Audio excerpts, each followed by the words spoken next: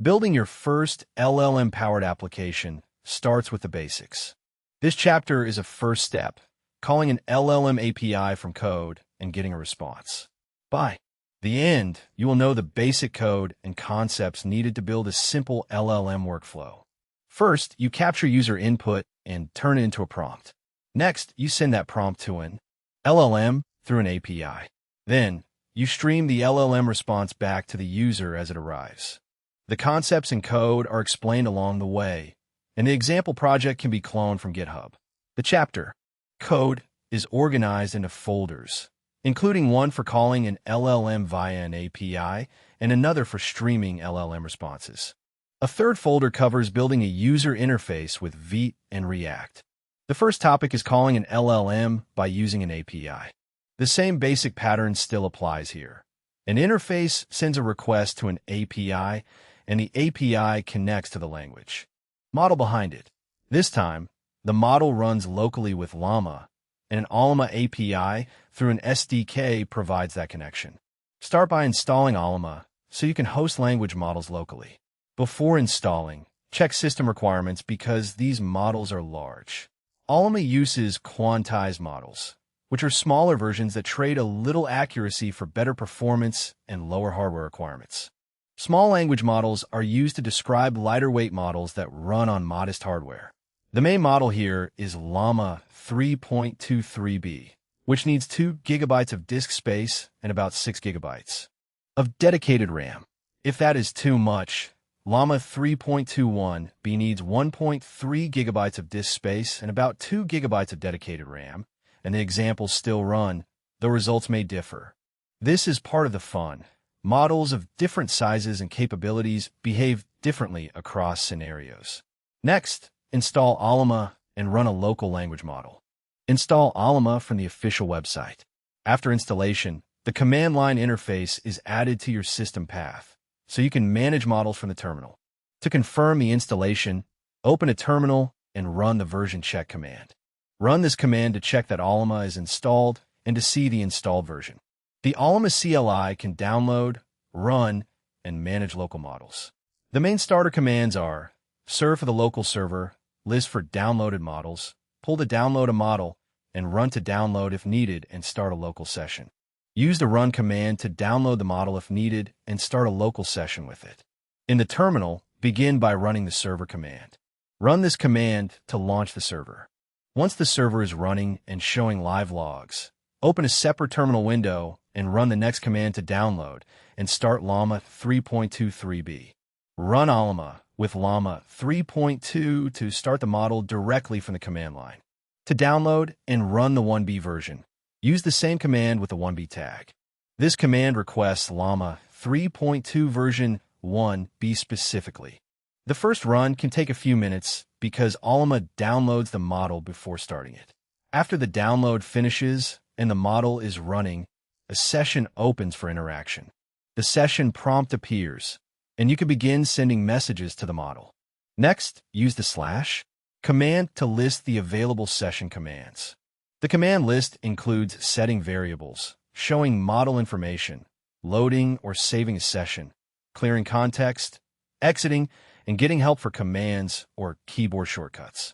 It also shows that triple. Some commands may not make sense yet, but they become clearer as you continue. LM Studio is another way to run local models, and it uses a graphical interface instead of being CLI first. Llama is mainly command line based, with only a limited chat interface. LM Studio also lets you download, manage, and run open-weight LLMs on your computer, but it adds It supports models from Hugging Face, Mistral, Llama 3, and others, detects whether your hardware uses a CPU or GPU, and can connect to local applications through an OpenAI-compatible API.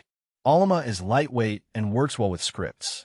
LM Studio is better for developers who want a GUI-based workflow and simple model management. In this walkthrough, Llama is the tool after the installation is confirmed, a model is downloaded, and a session is started. A test prompt can be sent to Llama 3.2. Type the prompt, "Who are the Beatles?" and the model should return a response like the one shown next. The response identifies the Beatles as a British rock band formed in Liverpool, England in 1960. It then begins listing the members and their roles. Next, a new project is needed for the REST service.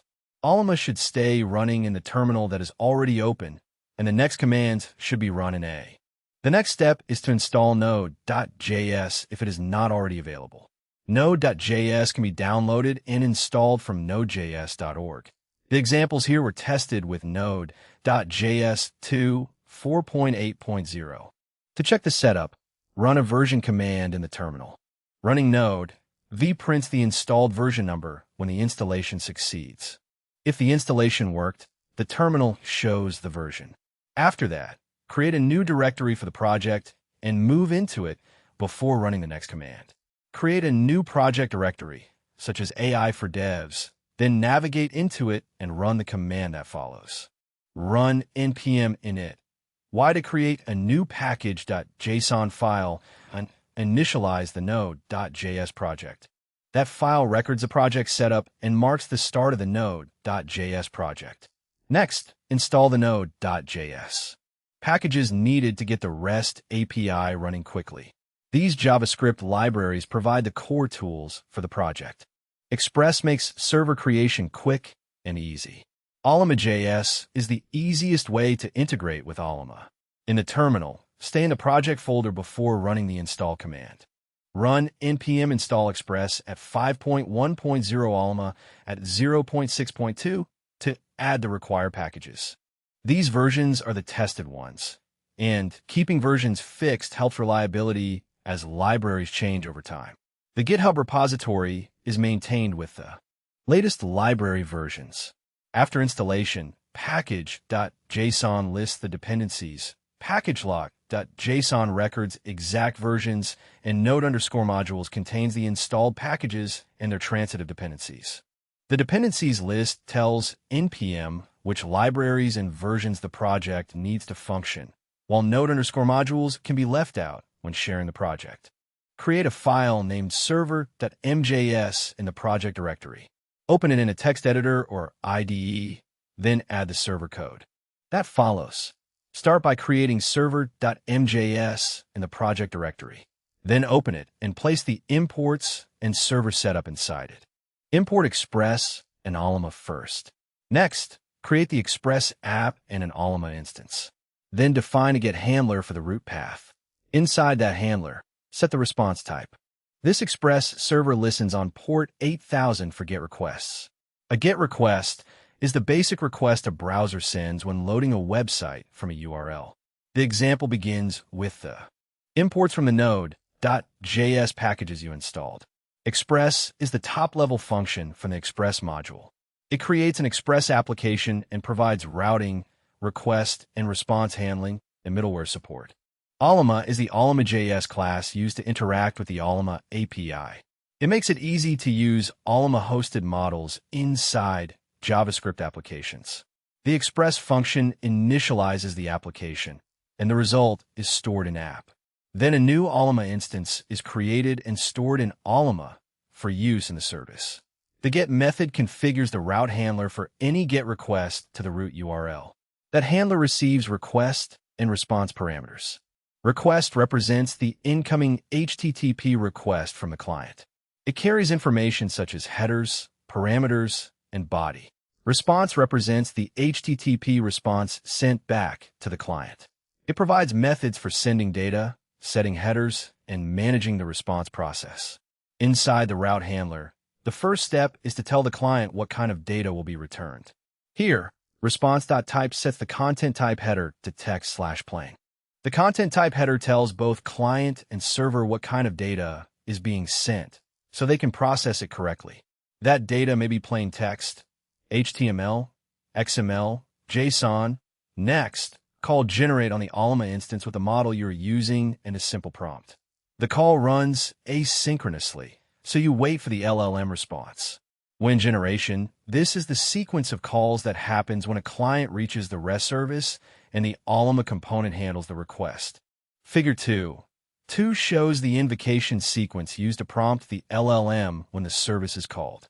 Now it is time to test the service. Launch the server and test it from the terminal. In the terminal, run the command shown here.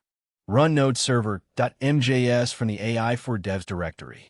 If the server starts successfully, it prints a confirmation message. The server reports that it is running on port 8000. Then open the browser and visit localhost on port 8000. The browser shows a simple response from the Llama 3.2 model. Test. You have now built a basic REST service that calls a Llama model running on your local machine. Next, streaming responses will make these API calls feel much faster. Streaming LLM responses makes the interface feel immediate by showing text as it arrives instead of waiting for the whole answer.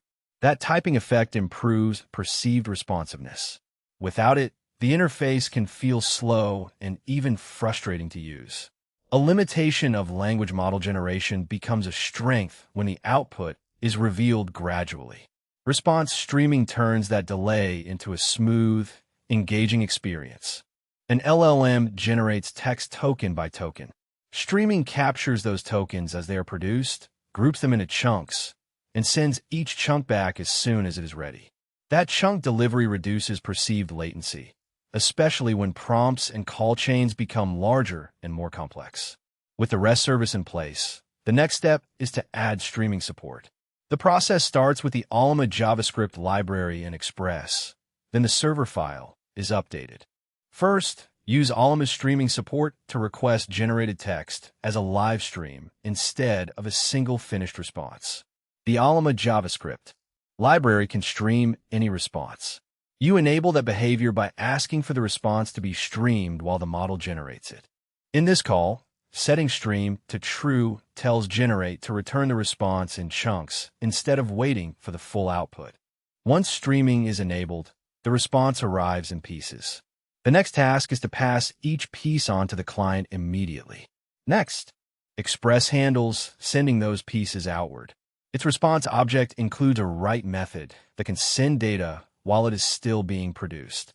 Using write on the response object lets the server forward each chunk to the client as soon as it is generated by the stream.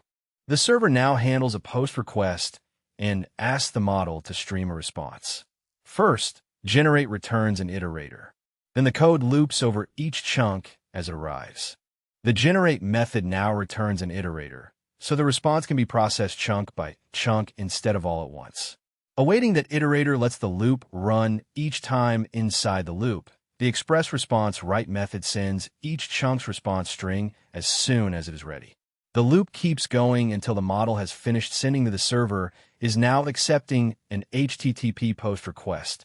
That lets a client place a question in the request body and use it to generate a model response. Install the CORS middleware module before calling the server from a browser client. When a browser client calls a server, cross-origin resource sharing can cause requests to fail even when the code looks correct. That is why this step matters before connecting to CORS is a security standard implemented by browsers. It relies on special headers from both the client and the server to help prevent malicious activity. Express provides the CORS module to handle these CORS requirements for you. In the terminal, stay in the project folder and install it with the command shown next. Run npm install CORS at version 2.8.5 in the project folder. Warning: these examples use relaxed CORS settings so the client can call the server. These settings are relaxed for simplicity, but CORS should always be configured appropriately before production. Next, the entire server file is created with Express. Replace the server file with code that streams each language model chunk back to the client as it arrives. First, import Express, Llama, and CORS. Then create the app, enable CORS, and parse JSON request bodies. Next, create an Llama instance.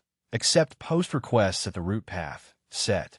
Express middleware adds logic that runs before or after your code to change the request or response. CORS middleware automatically adds the headers needed to handle cross-origin requests. The JSON parser tells Express to expect JSON in the request body. After parsing, the data becomes available on request.body. A request body can include a question field with the user's prompt text inside it. Because the body is parsed, you can read body.question directly and pass that value as the prompt. The remaining code uses those pieces to stream the model response back to the client. After that, the next step is to start the server and test the stream. Launch the server and test the streaming behavior. In the terminal, run the command to start the server. Run node server mjs to start the application. If the server starts correctly, it prints a confirmation message. The confirmation output says the server is running on port 8000. Now the server receives the question in a post request body, so testing moves to curl in the terminal. Run curl with post, set JSON content type, send the question field, and point it at localhost on port 8000. That command returns a streaming response in the console from the Llama 3.2 model. At this point, the REST service can accept a message, send it to the Llama model, and stream the answer back. The next step is a UI client. For sending, the next step is streaming the response into the user interface with fetch. A simple client sends a query to the server and streams the response, keeping the focus on integrating pre-trained AI models. The client lives in the matching part folder, and the README gives the setup steps before you watch the LLM stream in action. The UI client uses JavaScript and fetch to render return chunks as they arrive. First, fetch gets the response from the server. Then getReader turns the response body into a reader so each chunk can be read as it arrives. Fetch exposes the response body as a readable stream, and getReader lets you read each returned chunk and stream it back to the user. Next, the response chunks are decoded and rendered. The fetchData function renders each chunk of text as soon as it is returned. The response arrives as bytes, not plain text. First, pipe the stream through text decoder stream so the bytes become readable text. Then read each chunk and pass it into render response chunk, repeating. Each response chunk is delivered as a stream of bytes. Text decoder stream converts those bytes into the actual text you can work with. The render response chunk function takes each incoming chunk and renders it to the user through React. A working REST service can stream responses from a server to a client. That same service also becomes the base for the next chapters. You have built a functional REST service that streams responses from a server to a client. It does more than prompt an AI and generate replies. It also forms. The next comes some Python basics, so the remaining examples are easier to follow. Exercises follow to help you practice the streaming example and the message-based chat method. Try changing the example to call the chat method on the Llama class and pass the prompt as part of a message array. The message array will be explained later. Try logging each chunk object while the response streams. Then make a request and watch the data return from Llama with each chunk. Those fields are part of the generate response.